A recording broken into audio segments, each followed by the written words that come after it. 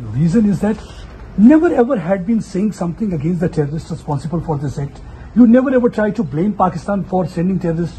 Just आप देखिए 22 को जैश ए मोहम्मद के सुसाइड बॉम्बर आते हैं, सुंजवा आर्मी कैंप में अगर घुस जाते तो इतने मर जाते just to scatter prime ministers programme. उसके बाद कल आईडी होती है अस्पताल के पास बत्रा हॉस्पिटल जहां लोग जाते हैं. फिर भी अगर हम क्रिटिसाइज नहीं कर रहे तो एंड देन वी से बैटिंग फॉर 10 लाख फौज हमारी यहाँ क्या कर रही है? If they are not able to deal with 200, जो यही बोलते हैं ना 100-150 मिलिटेंट है, अगर 100-150 मिलिटेंट के साथ हमारी 10 लाख फौज उनको डील नहीं कर रही है तो फिर हम क्या कर रहे हैं? क्या कर रहे हैं फिर हम लोग? यहाँ तो हमारे लोगों का जीना हराम हो गया है एस्पा की वजह से. आप किसी को भी पकड़ के कहीं भी, आपको पता है शोपियान में एनकाउंटर हुआ, फेक एनकाउंटर हुआ, HMT में क्या हुआ, बाकी जगहों पे क्या हुआ. अगर इतनी सारी ताकत दी है हमने सिक्योरिटी फोर्सेस को, फौज को, कि आप डील करो सिचुएशन के साथ, अगर उसके बाद भी सुंजवा में इंसिडेंट हो जाता है, दूसरी जगह इनसे हमारे 5 सरपंच मारे जाते हैं, तो ये तो मैं समझूंगी कि हमारे तो घर में ही कोई ना कोई कमी है ना कहीं हम ही फेल हो रहे हैं ना. 150 या 200 मिलिटेंट्स के साथ डील करने में may be we are failing. So we should also look inside Pakistan. Dialogue के बगैर तो और कोई चारा नहीं है. वो तो उसके बगैर आप कुछ भी कर लीजिए, कितनी और भी फौज ले आए और भी लोगों को जेल में डाल दें, बंद कर दें, बिहार ले जाएं. You don't have any other.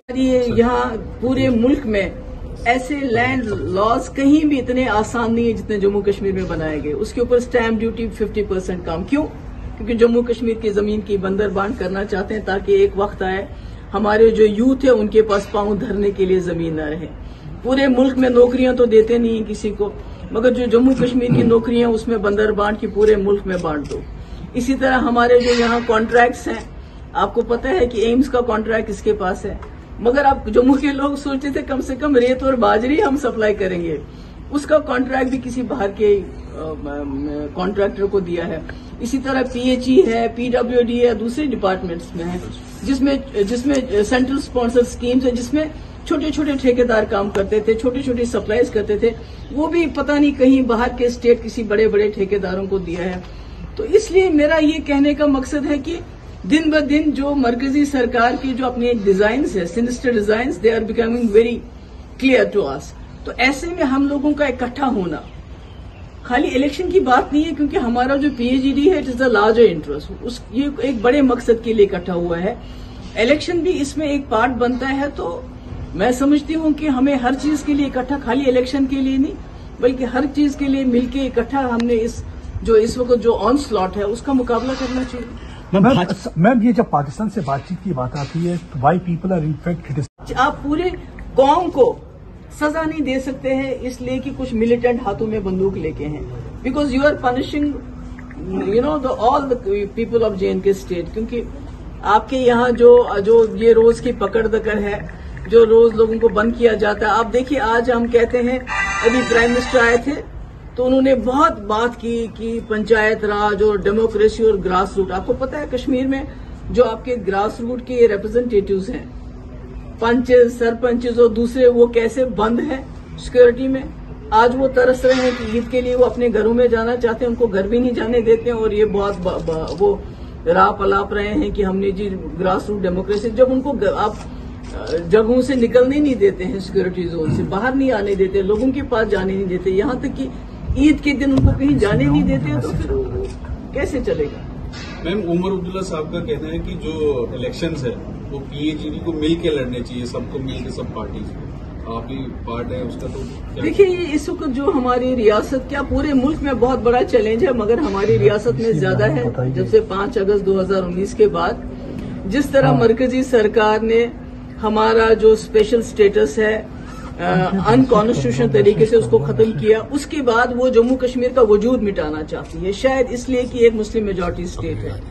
हर तरह से हमें कमजोर करने की कोशिश कर रहे हैं जम्मू कश्मीर को. हमारी अगर इस वक्त हमारे पास, हमारे पावर प्रोजेक्ट हमारे पास होते تو جموں میں یہ حالت نہیں ہوتی، کشمیر میں یہ حالت نہیں ہوتی جو اس وقت ہو رہی ہے. میم، پاکستان کے نئے پرائم منسٹر شہباز شریف اور پرائم منسٹر نریندر مودی میں لیٹرز ایکسچینج ہوئے. پرائم منسٹر نے کانگریچولیٹ کیا انہیں، لیکن ایک بار پھر سے پاکستان نے کشمیر کا راگ الاپا ہے، کہا ہے کہ آپ بات چیت کریے، کشمیر مسئلے کو سالو کریے.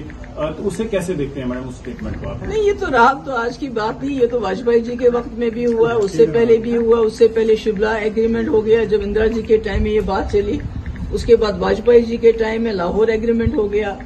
تو اس میں تو مجھے لگتا ہے کوئی چڑھنے والی بات نہیں ہے، یہ تو ایک مسئلہ ہے جو ماننا پڑے گا. یو میں ہمارا یونائٹڈ نیشن میں یہ مسئلہ ہے، جب تک ہم اپنے گھر کے اندر، جموں کشمیر کے اندر، جب تک ہم خود اپنے لوگوں کا دل نہیں جیتیں گے، اپنے لوگوں کے ساتھ بات چیت نہیں کریں گے، لوگوں کو اپنی طرف نہیں کریں گے، تب تک تو ہمسایہ ملک بولتا رہے گا، وہ تو کچھ نہ کچھ کہتا رہے گا. انڈیا کا اسٹینڈ تو کلیئر ہے کہ جب تک پاکستان کراس بارڈر ٹیررزم ختم نہیں کرتا تب تک ٹاکس نہیں ہوں گے. ابھی آپ نے دیکھا سنجوا میں جو انکاؤنٹر ہوا، 2 آتنکی جو ہیں پاکستان سے آئے تھے، ایک بڑی کارروائی کو انجام دینا چاہتے تھے، لیکن جب تک آتنکواد چل رہا ہے تو بات چیت کیسے ہو میڈم؟ نہیں، دیکھیے بات چیت کیسے چلی، اس سے پہلے کیسے چلی بات چیت. جب واجپئی جی تھے تب تو وہ لاہور بس لے کے گئے اور دوسری طرف سے کرگل کا اٹیک ہو گیا، اس کے بعد پارلیمنٹ پہ اٹیک ہو گیا. تو اس کے باوجود انہوں نے بات چیت کو چالو رکھا نا.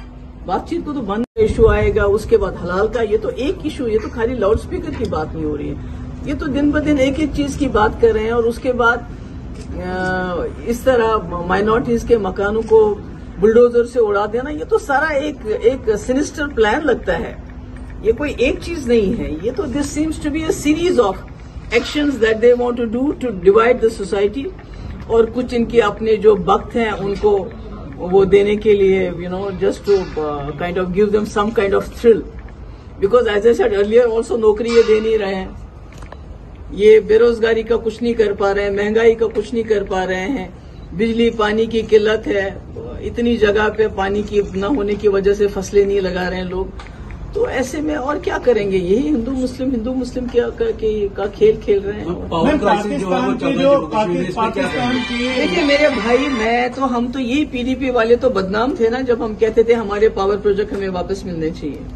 کیونکہ اگر ہمارے پاور پروجیکٹ ہمیں واپس مل جاتے تو ہم پہلے ہماری جو یہاں اپنی بجلی کی کھپت ہے اس کو پورا کرتے، ہماری جو انڈسٹری کے لیے ضرورت ہے اس کو پورا کرتے، اس کے بعد بجلی ہم اپنے ملک کو سپلائی کرتے اور اس سے کچھ کماتے پیسہ کچھ ہمیں. کیونکہ اگر آپ کول کسی اسٹیٹ سے لیتے ہیں تو آپ ان کو رائلٹی دیتے ہیں، ہمیں تو کچھ بھی نہیں ملتا. تو جب PDP یہ بات کرتی تھی تو انہیں کہا جاتا تھا کہ بھئی یہ جو ہے مذہب کے نام پہ لوگوں کے ہاتھ پہ بندوقیں دے دی.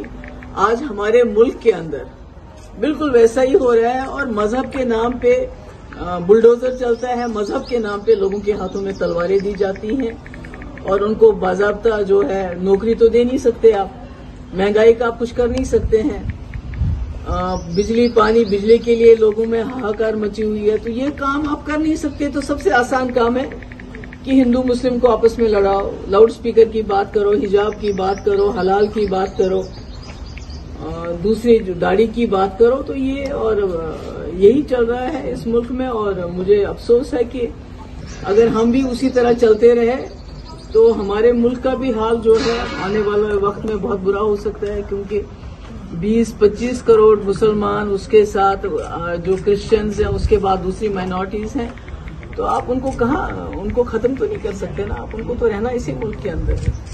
لیکن میم ایسا ہے جیسے آپ بات کرتے ہیں UP کی، اگر یوگی آدتیہ ناتھ کا اگر آپ لاؤڈ اسپیکر کا آرڈر دیکھیے وہ سب مذہب کے لیے، ایک پرٹیکولر ریلیجن کے لیے نہیں، اور ریلیجس پریچر اس کو والنٹرلی اتار رہے ہیں. تو پھر اس کو رنگت کیوں دی جا رہی ہے؟ رنگت کی بات نہیں ہے کہ آپ کے ہمارے ملک میں جو ہے فریڈم ہمارا رائٹ ٹو فریڈم ہے، یعنی کہ ہم جو مذہب چاہیں اس کو پریکٹس کر سکتے ہیں. اور یہ اچانک سے اس سے پہلے حجاب کا ایشو آ گیا، اب لاؤڈ اسپیکر کا ایشو آئے گا. اس کے بعد مکھیہ منتری یوگی آدتیہ ناتھ نے لاؤڈ اسپیکر بین کا آرڈر نکالا ہے، اس ڈیسیجن کو آپ کس طرح دیکھتے ہیں؟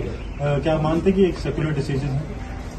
دیکھیے یہ جو ہمارا ملک ہے یہ سیکولر بنیادوں پہ بنا ہوا ہے، اور خاص کر جنہوں نے آزادی کی لڑائی لڑی، کانگریس جماعت جس میں آگے تھی، انہوں نے اس ملک کی بنیاد جو ہے، چاہے امبیڈکر جی ہو، جواہر لال نہرو ہو، انہوں نے سیکولرزم پہ اس کی بنیاد ڈالی تھی.